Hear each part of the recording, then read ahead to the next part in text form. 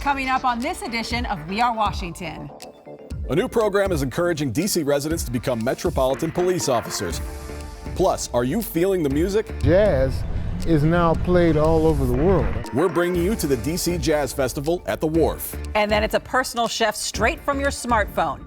From scratch, fresh, sustainability, local. Experience local chefs and share homemade meals with You Gotta Eat. Those stories are coming up. The news rundown is straight ahead. We Are Washington starts now.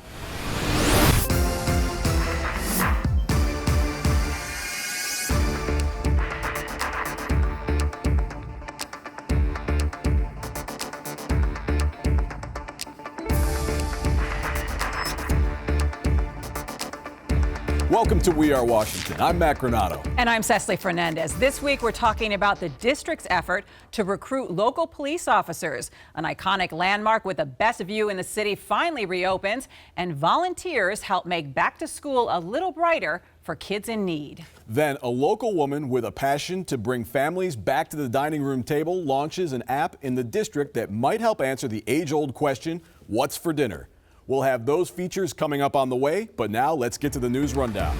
Mayor Muriel Bowser joined Police Chief Peter Newsham at a training academy to launch #BecomingMPD. The initiative is part of a $3 million program to enhance MPD's recruitment efforts and encourage residents to become police officers.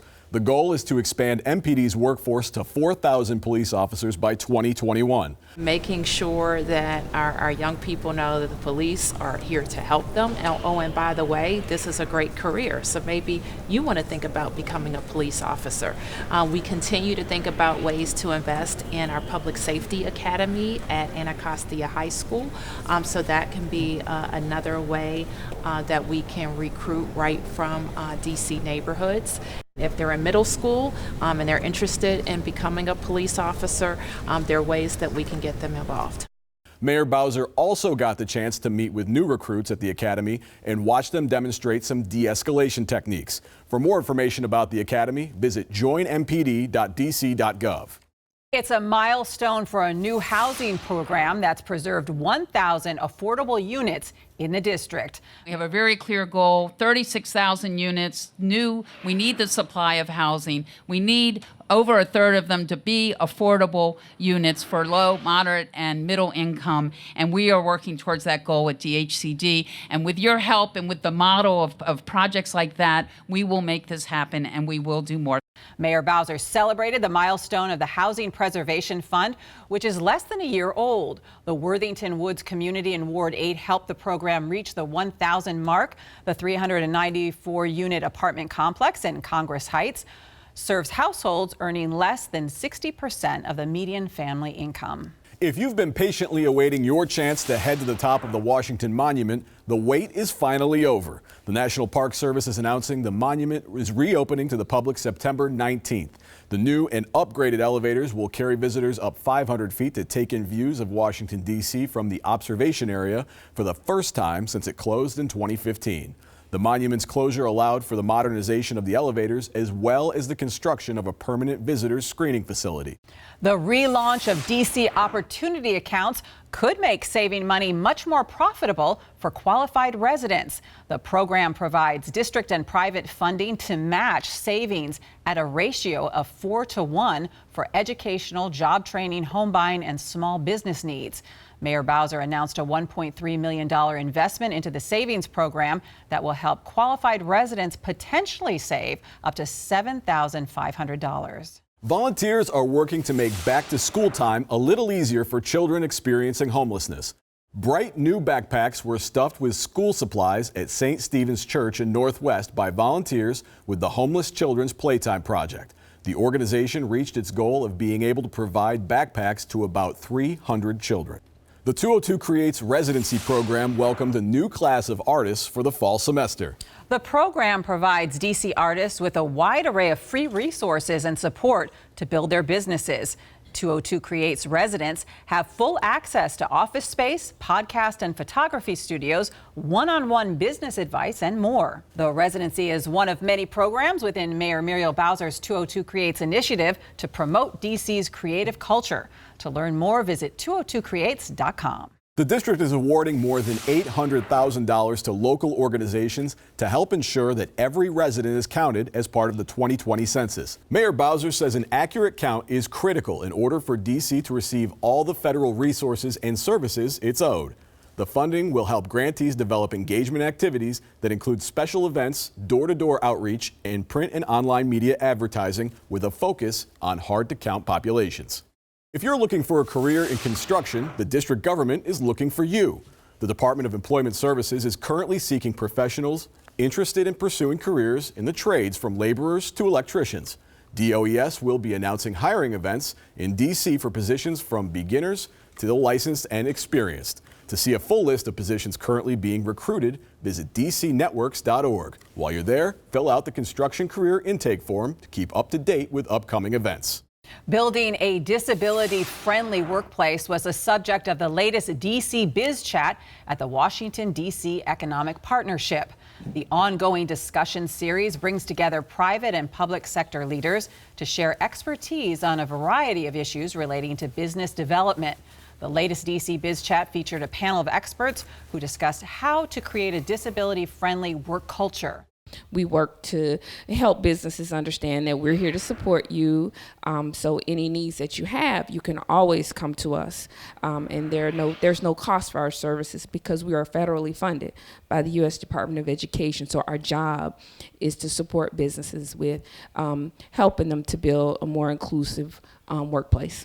It was quite a night aboard the Soane Scholarship Cruise as D.C. celebrities dance the night away in support of youth in the arts. The cruise was a fundraiser for the Sew and Know program, which teaches young people the skills needed to succeed in the fashion industry. Our very own Angie Gates, director of the Office of Cable Television, Film, Music, and Entertainment, was presented with the Gates Opener Award named in her honor. Also supporting the cause, CEO of the Recreation Wishlist Committee, Cora Masters-Berry, and former Washington Redskins running back and sports commentator, Brian Mitchell. All right, busy week, but we have a moment to recap some of our top stories. We'll stay right with the story we were just talking about, the Soane Scholarship Cruise. What a wonderful event on the ship with a great group of people. You know, our director, Angie Gates, who was awarded the Gates Award. Wonderful thing about this award is that next year and the years following, someone else will be receiving the Gates Award, an award in her name's honor. So. Yeah, great tribute. And we should also mention Raheem Devan also performing on that cruise. Yeah. A lot of great talent. So great night for a great cause. Coming up next, the opening of the Washington Monument, the reopening. So this has been out of commission for a couple of years. They had some issues with the elevator. They wanted to close it down and really work on it and then build that visitor screening facility. So now it is reopening. You know, you can go on there, buy tickets, or not buy tickets, it's actually free. You can get tickets and get your time to go up, view from the observation deck. This is great because it's been so many years since it's been open. I gotta say, the Washington Monument is one of these things that every tourist who comes here, that's like first on their list. I want to go to the Washington Monument, want to go. But for residents, it's, you know, a lot of us just have never gone. And so, you know, I have one of my daughters, born and raised here in D.C., never gone. So we're going to go. Well, now's the time. We're going to go. It's yes, reopening. we're going to take advantage, definitely. Get in line and get a ticket. Absolutely.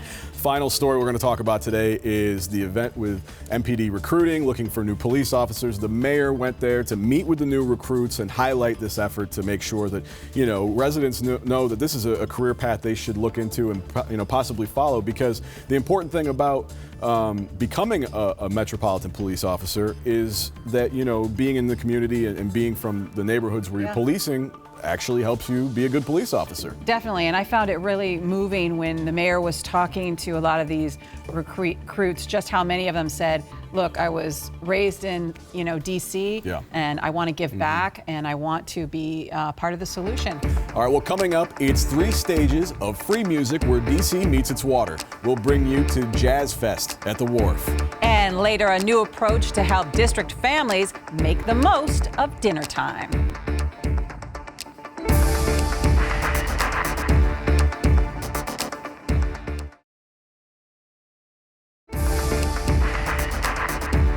For 2 full days, jazz could be heard all over the Wharf with 3 main stages filled with some of the best talent in the world, and it was all free. Special correspondent Kelly Carter Knight checks out one of the premier jazz fests in the country. Take a look. It's a beautiful day here today at the DC Jazz Fest 2019. For the second year in a row, we're here at the Wharf, and we're looking forward to a day filled with music, entertainment, fun, and education. Are y'all having a good time so far? All right.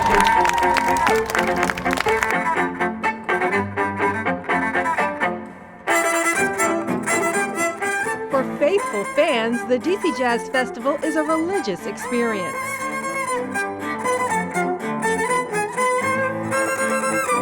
I came the last couple of years, and it's just a good time.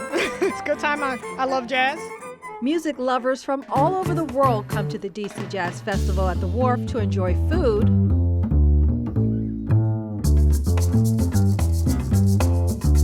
we try to keep it light because it is a warm day out on the Wharf, but big, bold flavors.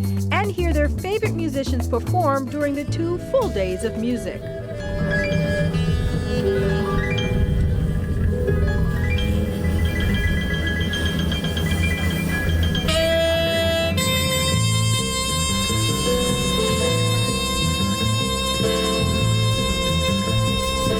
You got so many festivals that don't highlight, talent and people coming through the ranks and, just new generations playing the music. So, it's very important. The location's great. Traffic's tough, but it's wide open. It's get to see the Potomac. It's a nice view. I love music. I love jazz, and this is a great place for it. Well, I'm a Snarky Puppy fan, so that's how I found out about it. Yeah, it's a great show last night. He's last, I think, but I'm really looking forward to see Joshua Redmond at like 9. but all the acts are great. It's my first year, so I think every year this will be an event for me. We have a lot of really talented musicians. You expect really nice show, great performances. Everything is going to run on time. Sound is going to be great. We have great screens. Everything is going to be top-notch, first-class production. The first performance will actually be on the Transit Pier, and that starts at 2 o'clock. Featuring 4 main outdoor stages, the DC Jazz Festival accommodated over 80,000 people in 2019 alone. The DC Jazz Festival at the Wharf is part of a week-long jazz festival founded 15 years ago. Fast forward 15 years, we now have over 160 shows, 25 neighborhoods, 40 venues. We're calling it the Jazz Takeover of the district. We have a great artistic director, Willard Jenkins, who's been in the business for decades. He's an award-winning jazz journalist. Not only do we have an ideal spot for bringing people to DC and bringing people together, but it's also an ideal spot to attract tourists as well. One of the benefits here of being at the Wharf is it enables us to have a multi-stage event. So we actually have 3 stages out on the grounds. We have a stage at Pearl Street Warehouse, and we also have what we call the Education Village. There's something for all ages at the DC Jazz Festival.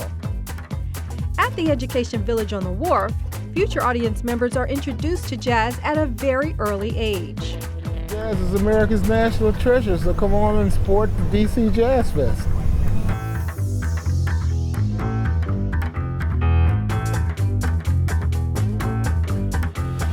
Thank you to Kelly for going down and spending the day at the Wharf to check out the event for us. With 3 stages and all of that happening, it doesn't really matter if you go with a group of people, a big group of people. Everybody should be able to find something they like there, right? Definitely, yeah. Also, a lot of great food. Right. Should mention that too. That was not free. That wasn't free. You had to pay for the food, but the food all looked great. And it looked like a beautiful day. And obviously, again, with 3 stages and all of that music going on, there's a lot happening. You can turn to this stage and go hear maybe a favorite musician or a favorite group that you have. And then, check out some of the waterfront, because we know that that's one of the newer spots in town. They're still continuing to build there at the Wharf, and it's going to continue to be a big draw, in the years to come. And I always think there's nothing better than listening to great music on the water. Absolutely. Coming up, think hiring a professional chef is a luxury? Think again. A new app makes it affordable, and we'll find out how.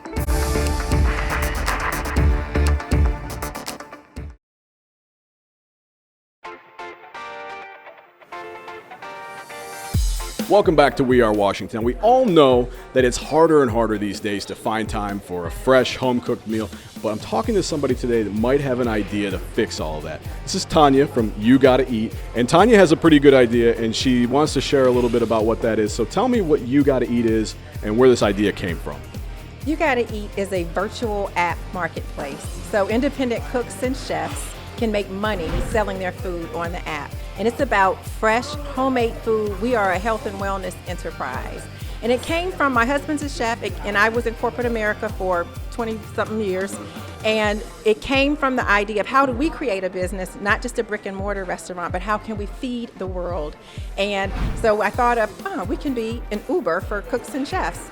And I am from DC in this part of the city, and we wanted to make sure it was health and fresh. And so that was our collaborative idea. Tell me how you're connecting people who need that type of work and that type of help. So we're building an entire community. We're talking to independent chefs, restaurants, commercial kitchens, farmers markets, and creating an entire ecosystem to build the health and wellness, to go directly from the cook or chef to the individual who needs it. So right now we're recruiting cooks and chefs. They come on the app and they're able to download it and use it. And also we want to bring the community into it so they can get to it directly. If I had the app and I was looking at it right now, and I was looking for a meal, I could go on there and select a meal, select a chef. How does it work when you're looking at the app and trying to get a meal at your house? From a chef's perspective, you would go on and post a meal, take a picture, a beautiful picture, a great description. You have to have a commitment to fresh food. You have to have food handling certification,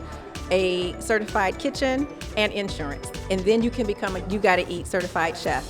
You can post your meals on there. You can set your pricing, you post your times, you set that. It can be a week away, a month away, and therefore people can order in advance what they want. From a consumer perspective, I can go on the app and see all of the chefs that have meals on there. So I have variety of freshness. I have different types of meals, from vegan to Caribbean to all types. Tell me in your mind how this app could help people in the district, here in the district, who may have to travel further distances to get that fresh food or to get a home-cooked meal. 11% of the city is a food desert, including the neighborhood where my parents live, which is right up the street here. I grew up here. My mother had a heart attack 2 months ago, and that's when I decided to launch the app here, because there are no grocery stores, and we're just now getting restaurants in the area. So even by that zip code, you could almost predict the type of chronic diseases and things that happen, because there's no fresh food here. You Gotta Eat's idea is we provide fresh food. Our chefs are committed to it. So you can live in the same place and it will get delivered to you. So there's a total commitment from our chefs to our customers, so that my family and any family in the city or anywhere should be able to have fresh food delivered to them. You have to have passion for cooking. You have to have a strong desire to want to do this. You also have to be committed to cooking fresh and from scratch. We'll cook it, on demand, fresh, like having a personal chef in your pocket. What drew me to it is because of their mission, eliminating food waste, also serving health food and good food to people. And being a chef, I love cooking from scratch, right? Different chefs, they can set their price and depending on the different areas, so you can have a range. You can have something on there as low as $5. You can have something on there as high as $15. But if you're doing like filet mignon or you're doing Chilean sea bass, of course those prices go up. But what You Gotta Eat providing, which is good, it has different tiers. So you're gonna have several meals. So if there's something out of your price range, then you definitely can find something that's great, that's in your range. And we also are mindful of that too. Just the ability to reach is amazing, and I think if you don't have a car, or if you're not able to commute and things like that, I think what this app is doing will have a direct impact on people's lives. I'm excited about this app. Yeah. It seems like it would make having a dinner party so much easier. Yeah, and that's really the fun thing about it, and learning about this program is that it's good for that use. If you want to have people over, or you want maybe say have friends over for dinner, but do something a little bit different than just getting like food to go or something like that. But the other side of it too that's very helpful is the fact that, this can be very beneficial to people, let's say, that are living in areas where there aren't many grocery stores, or there's not a lot of restaurants, because you can set up a community food share. And that's what we were talking about last week in the Zero Waste program, to help people make sure that if they have more food, or they have, let's say, maybe a big party, and Sure. and you want to Too many leftovers. you can set up a community food share with this program and really make sure that there's a give and a take there too. So this is more than just like a let's get a personal chef and Right. have them cook filet mignon and some Chilean sea Although bass. that's nice too. That Yes. sounds great too, but it kind of fits both ends of the spectrum, which is I think is different about this compared to other programs. Yeah, great idea. All right, well, that's all the time that we have for this week, but we do have time for one last thing.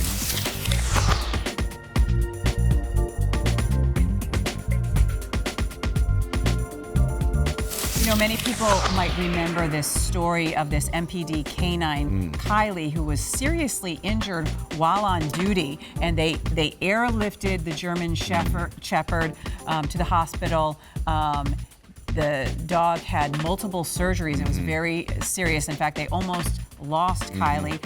So I was so happy to see that Kylie is back. There's Kylie. Back on duty, and the mayor actually got to spend some time with Kylie when she visited that academy during the recruitment program. Yeah. So it was great to see that Kylie's doing good. that she's doing well, and it's important for the police force too, because that German Shepherd is the only dog that has her special skills for finding human remains. Oh, wow. So it's great to see her happy and back on the force. Yeah, that is great. Good that she could get some time to spend with the mayor during her visit. Yeah, exactly. And meeting with recruits. And yes, obviously the K-9 police officers are also very important and valued members of the Metropolitan Police Department as well. Definitely. We love them. All right, well, that is all the time that we have for today, but we'd like to remind you, if you have the time and maybe you are interested in seeing some more of the show, you can go check out more episodes, more of the features that we've done